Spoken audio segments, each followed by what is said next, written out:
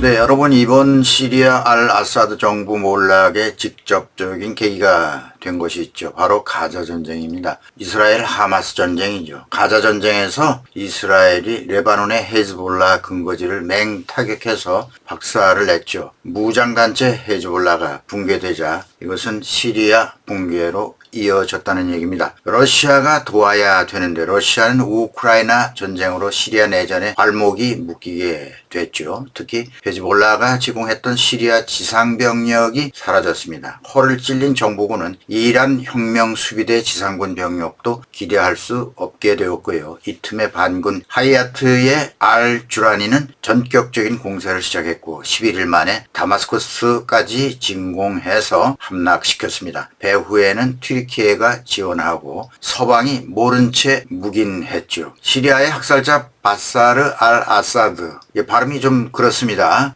이 사람 시리아를 다마스커스 함락 직전 이곳을 떠나서 모스크바로 피신한 것으로 전해졌습니다. 시리아의 독재자지요. 타스와 스푸트니크 통신은 현지 시간 8일 알 아사드 대통령과 그 가족이 모스크바에 도착했다. 그러면서 러시아는 인도주의적 고려에 따라 이들에게 망명을 허가했다라고 보도했습니다. 결국 시리아 정권이 무너진 거죠. 시리아 반군이 수도 다마스커스에 입성했는데요. 반군을 환영하는 수천 명의 인파가 모였습니다. 현재 시간 12월 8일이죠. 고작 2주 만에 무너져 버렸습니다. 이 시간은 시리아에 관한 소식을 간략하게 방송해 드리는 시간으로 갖겠습니다. 이 알 아사드라고 하는 시리아의 학살자로 낙인 찍힌 이 인물은 내전이 발발했을 때 이 화학무기, 독가스까지 써가면서 민간인을 무차별적으로 학살한 반인륜적 혐의를 받고 있는 인물입니다. 국제사회에서 중동의 불사조라 이렇게 불리며 최악의 학살자, 전쟁 범죄자로 거론이 되어 왔습니다. 이 부분에서 알 아사드는 국민을 학살한 증거로 일찍이 지탄받아야 할 인간인데요. 2011년 시리아 내전 이래 50만 명이 넘는 사망자와 700만 명 이상의 난민을 양산한 그 내전의 장본인이기도 하면서 이번 내전이 종식됨으로써 러시아로 망명해버렸습니다. 알 아사드의 개인사를 잠깐 살펴보면요. 1965년 9월 11일 출생해서 현재 59세인데요. 2000년 하헤즈 대통령 사망 뒤에 대통령직을 세습했습니다. 아들이죠. 부자간 세습으로 정권을 잡은 독재자인 셈이죠. 일단 별다른 저항 없이 아들에게 대통령직을 물려줄 정도라면 시리아를 통제한 하헤즈 대통령 정권이 어떤 정권인지를 짐작할 수가 있습니다. 무자비한 잔혹성으로 시리아를 통치하고 있었다는 것을 가히 짐작할 수 있을 겁니다. 네, 북한의 김정은과 비슷한 면이 있습니다. 알 아사드 이 사람 키가 190이죠. 사진에 보면은 엄청나게 큽니다. 집안이 장신 집안이라고 알려졌습니다. 다마스쿠스 대학교를 졸업하고 영국에 유학한 의학 전공의 인텔이죠. 의사입니다. 부인은 영국 출신, 영국 런던 출신의 안과 수련의 시절에 서로 만나서 결혼을 했는데요. 현재 2남 1녀, 그리고 군대 경력은 육군 군의관 대령으로 시리아 공화국 수비대 지휘권을 가졌던 그러한 경력이 있죠. 대통령 아들이니까. 그런데 통치 초기에는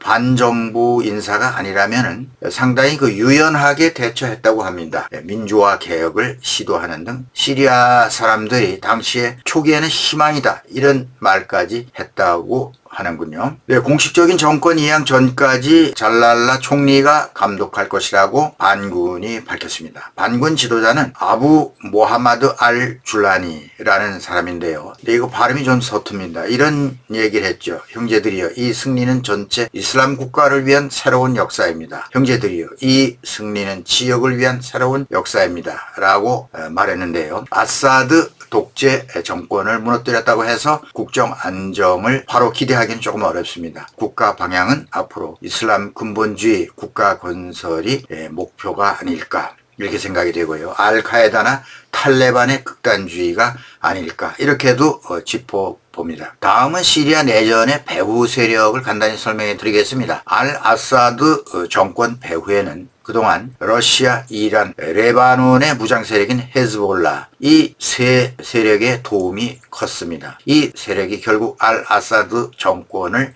유지했던 그러한 외부 세력이라 이렇게 볼 수 있습니다. 이 세 나라의 도움이 없으면 정권 유지가 불가능할 정도죠. 뒷배가 러시아, 이란, 이 발을 빼면 바로 시리아 정부군이 무너지는 그런 상태였다고 하는 후문이 있습니다. 러시아보다 이란의 끈끈한 관계가 끊어진 지금 이란은 망연자실해 있겠죠. 반군 정부가 다시 시리아 이란 네트워크를 구축할 수 있을지는 앞으로 의문인데요. 네, 반대로 시리아 반군의 배후는 시리아 반군은 여러 부류가 있습니다. 미국을 비롯한 서방, 영국, 프랑스 등이 아사드 정권의 인권 탄압과 독재 비판이 표면상의 이유로 반군을 지원합니다. 미국 등 서방이 지원한 반군은 자유 시리아군이 주가 되겠고요. 그 다음에 사우디아라비아가 이 수니파 종주국으로서 지원하고 있었고요. 분리 독립을 주장하는 쿠르드족 또 튀르키예가 지원을 하고 있습니다. 튀르키예는 국내 쿠르드족의 반발을 완화하기 위해서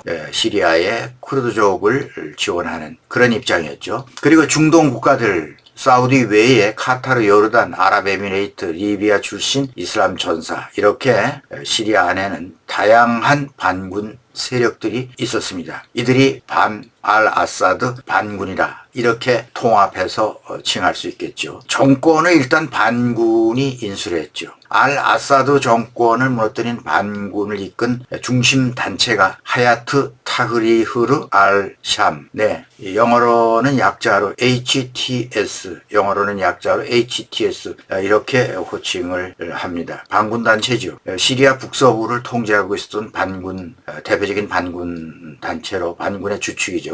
여기 지도자가 아부 모하마드 알줄라니라고 하는 인물인데요. 사진에 나오는 바로 저 사람입니다. 현재 자신의 세력과 시리아 내 모든 종파가 서로 존중을 해야 한다. 그러면서 다마스쿠스를 함락하고 군중들에게 이제 연설을 하는 내용 가운데 그런 내용이 들어있죠. 자신의 세력과 시리아 내 모든 종파, 반군 세력들을 말하는 거겠죠.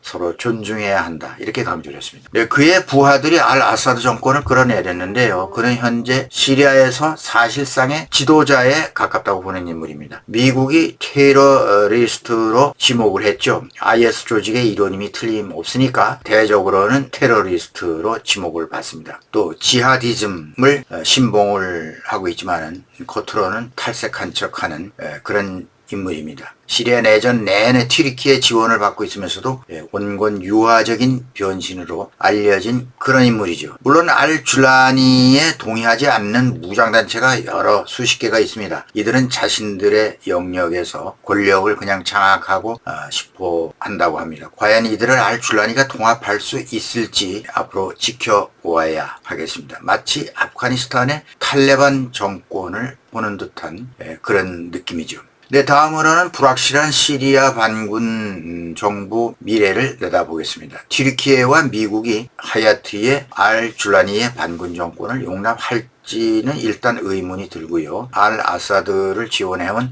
러시아, 이 러시아는 시리아 내전에서 정부군을 도와서 시리아 제2도시 알레포 등 주요 반군 거점에 무차별 폭격을 가해서 수만 명의 민간인이 사망하는 전쟁 범죄를 저질러 왔었습니다. 지난 2015년부터 아사드 정권 편을 들어서 시리아 내전에 군사 개입을 해왔죠. 그 대신 시리아에 러시아 육해공군 기지를 세우고 시리아를 러시아의 중동 개입을 위한 지렛대로 삼아왔던 그런 나라가 러시아죠. 이 러시아의 지중해 전략의 필수 군 기지 등을 시리아로부터 양도받아서 유지하고 있었고 그렇게 해서 시리아 내에 교두보를 구축해온 나라 이 러시아입니다. 러시아로 쫓겨난 아사드를 지금 러시아가 비호하고 있는데요. 러시아를 반군 정부가 그냥 과거에 주었던 기지를 용납해 줄지는 의문이고요. 지난 7일 도하에서도 러시아, 튀르키예, 이란 및 수니파 아랍 국가회의에서 러시아를 그냥 지지하는 그런 입장을 취했었지만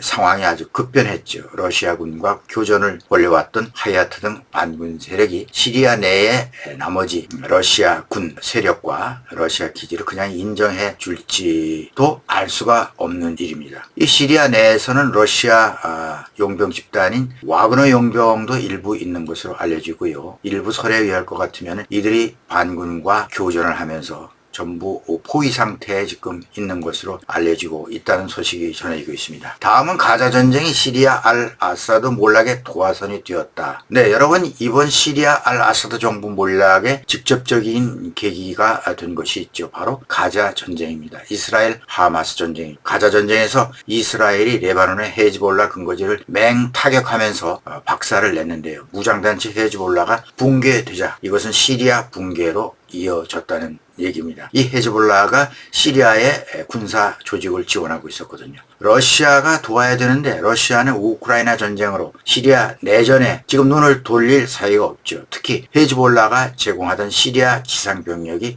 사라졌습니다. 허를 찔린 정부군은 이란 혁명수비대 지상군 병력을 기대했는데 이것도 기대할 수 없게 되었고요. 이 틈에 반군 하야트 HTS 하야트 알 주라니가 진격을 해서 공세를 벌여가지고 11일 만에 다마스쿠스까지 진공해서 함락시켰습니다. 배후에는 튀르키예가 지원하고 서방이 모른 채 묵인했습니다. 튀르키예는 본국 쿠르드족 반발을 우려해서 반아사드 투쟁을 벌이는 쿠르드족 출신 시리아 반군을 오랫동안 지원해왔습니다. 이번 진공 과정에서 반군인 자유시리아군이 이스라엘군의 알 아사드 정권 폭격을 요청했던 사실도 드러났습니다. 결국 이번 알 아사드 정권 몰락에는 가자 전쟁이 불씨가 되어서 결정적인 레짐 체인지에 불을 당겼다고 할 수 있습니다. 가자 전쟁이 시리아 알 아사드 독재 정권이 무너지는 계기가 되었다. 알 아사드 정권 몰락으로 시리아 내전이 종식될 수 있을지 여전히 안개 속입니다. 알 줄란이라고 하는 인물, 하야트 조직의 득세는 더욱 불안한 요소를 가지고 있습니다. 반군을 지원해준 미국 등 서방은 시리아 반군 정부 수립 과정에서 어떤 영향력은 물론 특히 시리아와 네트워크가 꺾인 이란에 대해서는 더욱 강경책을 예상할 수 있습니다. 시리아 사태가 어떤 식으로든지 수습이 되긴 하겠지만 두고 봐야 하겠습니다. 네, 앞으로 중동은 어떤 길을 걸어가게 될지 오늘은 여기까지 하겠습니다. 시리아 사태를 간략하게 짚어봤습니다. 시청해주신 여러분 감사합니다.